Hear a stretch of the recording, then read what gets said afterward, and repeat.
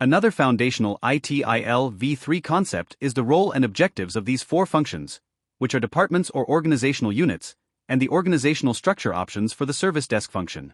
Let's look at the outcomes for each of these, starting with the service desk. The service desk comprises a dedicated number of staff who are responsible for dealing with various service activities, usually made via telephone calls, web interfaces, or automatically reported infrastructure events, and can be fully or partially automated.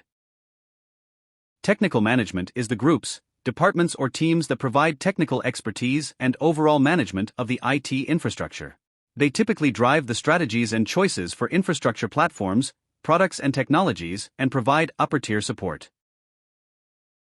Operations management is the department, group, or team of people responsible for performing the organization's day-to-day operational activities.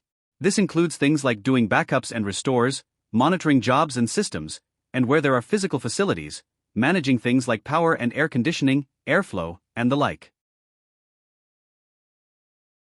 Application management is the department, group, or team responsible for managing applications through their lifecycle. This is a very DevOps concept for ITIL Circuit 2007, extending the traditional scope application development to the ongoing support, maintenance, and enhancement of applications. As technical management does for infrastructure, application management typically drives the strategies and choices for application platforms, products, and technologies, and provides upper-tier support for applications.